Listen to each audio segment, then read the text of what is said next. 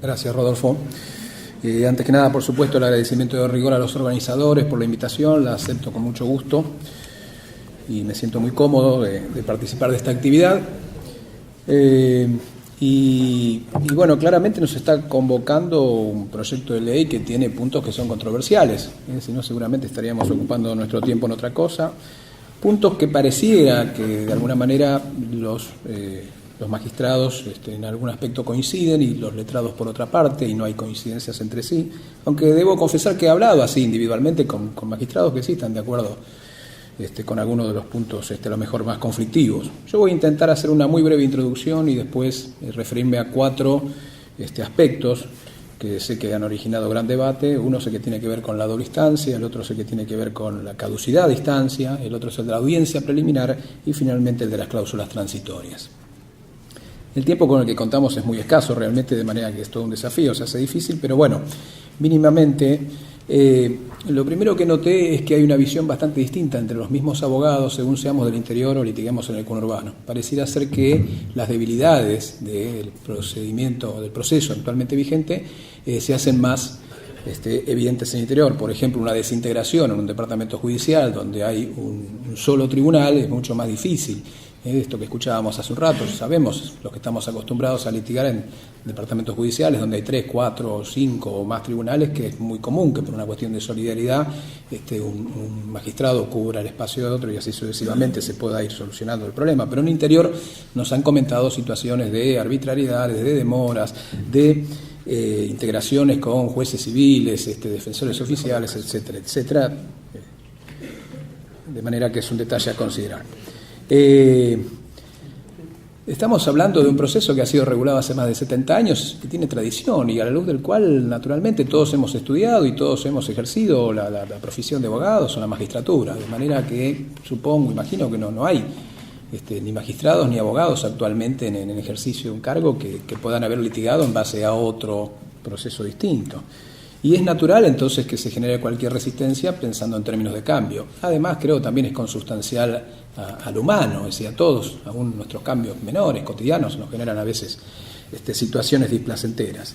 Y bueno, y tenemos montones de experiencias, desde, no sé, la implementación del sistema digital, que pensamos que iba a ser prácticamente imposible y pareciera ser que no, y vaya si tiene sus bondades, hasta, y bueno, no sé, pequeños aspectos que muchas veces he advertido, que tanto magistrados como abogados de la matrícula cuestionamos en función de un cambio. Decía que quería abordar como uno de los temas muy controversiales el de la doble instancia. Acá debo expresar necesariamente que cuando nosotros fuimos convocados a esta comisión que funcionó en el seno del Colproba, nos dijeron que se consideraba que ya se habían logrado los consensos suficientes, internos y externos, como para trabajar sobre un sistema de esta naturaleza, doble instancia. De manera que esto de ninguna manera quita intentar evitar ninguna responsabilidad, pero lo cierto es que no hubo un debate en el seno de esta comisión en torno a si era mejor una doble instancia o una instancia única. Que la verdad, como dijo el doctor Orsini, coincido, son altamente opinables, en todo caso ambas cosas, ¿no? Pareciera ser claro que en materia de revisión es superador una doble instancia, es decir, si tenemos un sistema de instancia única con únicamente recursos extraordinarios ante la Suprema Corte Provincial, que sabemos que es difícil acceder, contar con un recurso de apelación ordinario, bueno, pareciera ser en ese aspecto que es superador. El talón de Aquiles podría estar dado por el lado de la duración, naturalmente, y también da la impresión de que agregar una instancia implica más tiempo. De todos modos, se recurre a algunas comparaciones que creo yo que son muy relativas, como por ejemplo, bueno, ¿qué sucede en la Justicia Nacional del Trabajo? La verdad que los que litigamos en provincia y en capital sabemos que hay juzgado de primera instancia y salas de la Cámara Nacional del Trabajo que funcionan bien, y otros que no.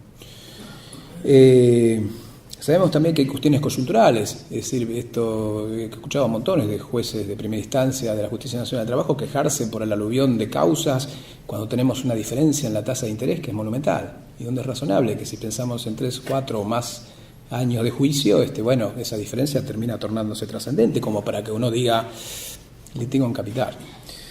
Pero también a la inversa, como sucedió a fin de año con el tema de la ley de riesgo de trabajo y esta cuestión de las comisiones médicas, que generó una avalancha de demandas en la justicia provincial.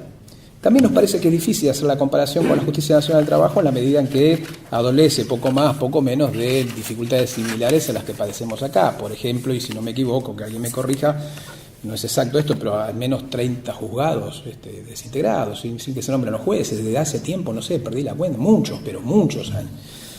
Algo que también aqueja a algunas salas de la Cámara Nacional de Trabajo, aunque tal vez en menor medida, ¿no?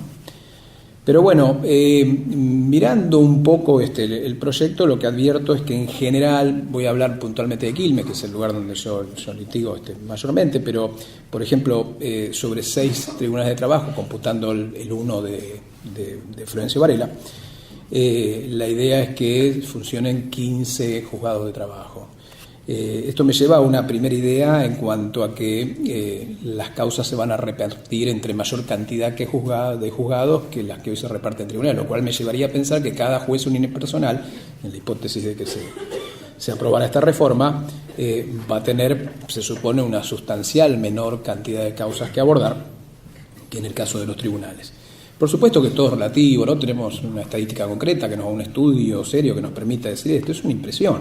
Ahora, también que hemos tratado a lo largo del articulado de alguna manera de evitar algunas situaciones que tienden a la demora del proceso, por ejemplo, intentar desalentar estas maniobras típicas de suspensiones de audiencia de vista de causa, y no se nos escapa algo que seguramente será muy elemental para todos, y es que hay un factor humano. Mi sensación es que hay juzgados unipersonales y tribunales y colegiados que funcionan muy bien, y naturalmente que si hay jueces probos, comprometidos, trabajadores y además acompañados de funcionarios y de empleados con iguales condiciones, seguramente que el resultado va a ser positivo. Y esto seguramente puede ser un sistema de distancia doble o distancia única. Y por supuesto que si hay vacantes que no se llenan en un sistema o en otro, bueno, esto va a fracasar. Y por supuesto que si no se dota de la infraestructura necesaria un sistema u otro, va a fracasar. Entonces, lo que habría que ver realmente, por lo menos desde nuestra óptica, como abogados de la matrícula, como abogados laboralistas, en nuestro caso, que hemos participado de esta comisión con toda buena fe y con toda buena intención, es que obvio que cualquier sistema puede zozobrarse y después no viene acompañado de las partidas correspondientes. Y tenemos serias dudas de que esto ocurra efectivamente, pero bueno, esto es policausal, hay un montón de factores, y hay uno que es totalmente remanido, pero no puedo dejar de mencionar, que es el de la tasa de interés. Seguramente no nos incumbe prácticamente ninguno de los que estamos aquí, nosotros pedimos, los jueces tienen una doctrina de la Suprema Corte Provincial, pero por mirar así muy muy en el aire, y si ustedes quieren casi hasta poco seriamente, me fijé en el primer cuatrimestre, pensé en esta hipótesis, un empleador que despide al trabajador y no dispone de los fondos para pagarle su liquidación. Bueno, tiene dos opciones, hacerme juicio o un descubierto en mi cuenta corriente. El descubierto en la cuenta corriente dio más o menos primer cuatrimestre, este año 14%, y la tasa pasiva no llega al 6%. Esta brecha del 8% por cuatrimestre, si la traslado al año, son 24%. En 3 o 4 años, bueno, realmente hace un negocio interesante, un negocio entre comillas, por supuesto, ¿no?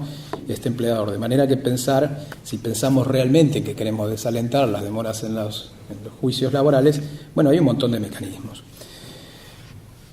Hay un tema que es altamente controversial, lo compruebo día a día, me llegan noticias, que es el tema de la derogación de la caducidad, por el cual nosotros hemos actuado con cierta insistencia. Partimos de la base de que indudablemente que puede ser un instituto muy útil en términos procesales, pero creemos que hay algo por encima de eso que es más valioso y que tenemos que preservar. Por un lado, la referencia del artículo 259 de la Ley de Contrato de Trabajo, que nos dice que no hay otros modos de caducidad que los que esta ley establece. Es decir, la ley del fondo nos dice especialmente cuáles son. Y la verdad es que creo, puede que me falte alguno, pero básicamente que son 3, los 30 días que tiene el trabajador para impugnar las sanciones disciplinarias, los 90 días que tiene el empleador para iniciar la acción por daño intencional del trabajador en sus herramientas, instalaciones, etcétera. Y la del artículo 269, que es la más amplia, la de 6 meses, para requerir el embargo de bienes con privilegio en poder de terceros. Con lo cual ya la sola idea de pensar que a partir de una ley procesal, que es instrumental en definitiva y que tiene por objeto hacer efectivo el derecho de fondo y no evitar que se lo haga efectivo, parece bastante difícil de conciliar. Tengo para mí acá una frase que escuché hace muchos años y no sé de quién es la autoría realmente, pero que dice algo así como que el derecho de fondo y los principios generales del derecho de trabajo no pueden quedar en la puerta del tribunal. Señor trabajador, mire usted la cantidad de derechos que tiene, un catálogo prácticamente irreterminable. Ahora, ojo que si acaso un abogado llegara a dejar de actuar en la causa por espacio de 6 meses, usted los puede perder todos. pienso en el principio de irrenunciabilidad, y si el artículo 12 de la Ley de Contrato de Trabajo me dice que no puede el trabajador renunciar a los derechos que son derivados de la ley, de las convenciones colectivas de trabajo y del contrato de trabajo mismo, ¿cómo puede ser que a partir de esta ficción de que porque no se operó en la causa por ese espacio de tiempo, los pierda? Y además hasta me parece muy contraproducente en términos del artículo 15 de la Ley de Contrato de Trabajo. ¿Cómo puede ser que el legislador haya demostrado tal preocupación por rodear de estas garantías, como es que una sentencia del magistrado que tiene que decir expresamente que se han compuesto los derechos e intereses de las partes para poder homologar, situación donde el trabajador siempre poco o mucho algo cobra, y de repente nos encontramos que por vía de esta ficción legal, bueno, lo perdió todo? En términos del principio de progresividad también, porque con anterioridad a la ley 11.653 no estaba regulado el instituto, si bien había alguna jurisprudencia al respecto, se implementó a partir del año 1995 con esta última reforma procesal. Y por supuesto que creemos que esta podría ser una buena alternativa para corregir ese yerro. Y por supuesto también el principio protectorio. Estamos hablando normalmente de derechos que tienen raigambre constitucional, del sueldo oral complementario, de las vacaciones, de la protección contra el despido arbitrario, de la indemnización contra el despido arbitrario mismo. Pero bueno, además de estas consideraciones que creemos son de rango mayor, existen otras que podrían ser secundarias, pero digo, la Justicia Nacional del Trabajo no está contemplada. Tristemente sabemos de la existencia de un proyecto que ahora retrocediendo la contemplaría. Ojalá que no se haga realidad. Pero además, ¿hasta qué punto es controversial el Instituto de la Caducidad? Que la misma Corte Suprema de Justicia de la Nación tiene dicho que se tiene que aplicar con carácter restrictivo. Y no estoy hablando de causas laborales, sino en términos genéricos. Por eso, leo un reglosito nada más, creemos que el derecho procesal no puede separarse de las bases teóricas del derecho sustantivo porque son realidades inescindibles. El primero es instrumento de cumplimiento del segundo, lo dije antes. El derecho procesal tiene que servir para hacer efectivo el derecho de fondo. La audiencia preliminar, vaya, se ha generado controversia. Lo que se ha intentado es que el juez sea real y efectivamente el director del proceso. Lo que se ha intentado es realmente la inmediación, que esté en el centro de la escena efectivamente, jerarquizar la figura del juez, aunque lamentablemente por parte de los magistrados no ha sido bien recibida, bueno, pensando en términos de demoras, de tiempos, etcétera, etcétera.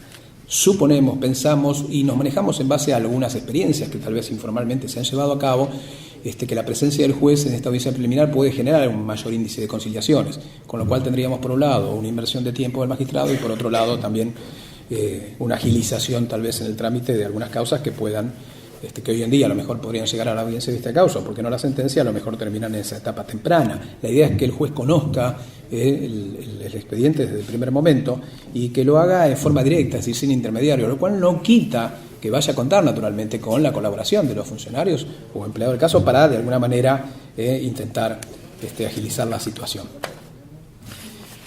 Por supuesto está previsto la depuración de la prueba, bueno, una cantidad de resortes que no nos alcanza el tiempo naturalmente para exponer ahora, pero que creemos que podría redundar de una manera u otra más allá, que claramente va a implicar un mayor esfuerzo de parte del magistrado en esta posibilidad de tal vez equiparar un poco en términos temporales. Y el tema de las cláusulas transitorias. Alguien habló, ya no me acuerdo quién fue en el panel anterior, de traición, y realmente me parece que es una muy buena definición. Es decir, viola absolutamente el artículo 2 de lo que fue el anteproyecto de ley que se redactó acá en el Colegio de Abogados de la Provincia de Buenos Aires, que establece que la competencia corresponde a los jueces del trabajo de primera instancia y a las cámaras departamentales de apelación del trabajo. Más claro, realmente imposible. Cuando nos encontramos, está claramente dicho, de todos modos, en los fundamentos, en la elevación, que las cláusulas transitorias fueron un agregado a cargo o autoridad del Poder Ejecutivo, o sea, absolutamente ninguna intervención tuvimos nosotros en la comisión. Sí, les cuento que lo debatimos, y lo debatimos arduamente. Lo que ocurrió es que en ese instante no se lograron los consensos del caso, y ciertas premuras que nunca dejan de existir hicieron que el proyecto se eleve hasta el artículo 94, y que nos encontremos con este agregado a partir del artículo 95, con el cual absolutamente nada tenemos que ver. ¿Qué ocurrió? Que a partir de inmediatamente después de haberse elevado el proyecto, nos seguimos reuniendo en esta comisión y seguimos debatiendo y llegamos a una conclusión también, por supuesto, elemental, y que seguramente, ya por lo que escuché y por lo que veo, todos compartimos, ¿no? Es decir, más allá de que viola el espíritu de la ley, porque nos tomamos el trabajo realmente de que cada artículo, criticable o no, conveniente o no, que demande más tiempo o no, pase por el tamiz de la Constitución Nacional, de los tratados internacionales y de los principios generales del derecho del trabajo. viola la garantía de juez natural y sería tan grave que un juez civil termine en la alzada fallando una causa laboral como que un juez laboral falle una sentencia penal, en una causa penal. Sí, cómo no, 2 minutitos. Bueno, sabemos que viola la especialización, ya se dijo, no me detengo, el 39.1 de la Constitución de la Provincia de Buenos Aires, y fundamentalmente el tema de la tutela judicial efectiva, continua y efectiva. ¿Por qué? Porque se le debe asegurar al justiciable un servicio de justicia que tiene que ser íntegro, permítaseme el término en todo caso poco académico, punta a punta, es decir, desde el inicio mismo de la demanda hasta la sentencia de la última instancia que corresponda. Lo que se debe de tender es a remover obstáculos. Y acá es donde sí debo decir muy brevemente mi profundo desacuerdo con lo expresado con el doctor Sosa Ubone en cuanto a una instancia administrativa previa, el SECLO. Es decir, esto sería, y creo que lo comenté en algún momento en la comisión, para decirlo en términos bélicos, una suerte de trabajo de pinza. Decía, si nosotros empezamos quitando la competencia de los jueces de trabajo para que haya una suerte de SECLO provincial, para después terminarlo con una Cámara de Apelaciones Civil y Comercial, lo que tenemos en el medio es una fantasía. No sirve para nada. Por eso quiero leer, y es muy breve, son 6 renglones nada más, las conclusiones del Foro Permanente de Institutos de Derecho de Trabajo de los Colegios de Abogados de la Provincia de Buenos Aires, que en su 20ª reunión, tiene casi 2 décadas de existencia, redactó estas conclusiones. Son un montón, pero lo que a nosotros nos interesa, conclusión número 8, a fin de garantizar la tutela judicial efectiva del trabajador, la resolución de las causas de derecho del trabajo no debe sustraerse del juez natural, que es el juez del foro del trabajo. 9. A fin de garantizar la tutela judicial continua y efectiva, exhortamos al Poder Ejecutivo Provincial para que de manera inmediata arbitre los mecanismos institucionales necesarios para designar y poner en funciones a los jueces de trabajo faltantes. 10. Todo avance en la reforma de la Ley de Procedimiento Laboral en la provincia de Buenos Aires resulta inviable si no existe un compromiso político, económico, hasta el máximo de los recursos que garantice la estructura y la dotación del personal necesarios. Necochea, 14 de abril de 2018. Nada más, muchas gracias.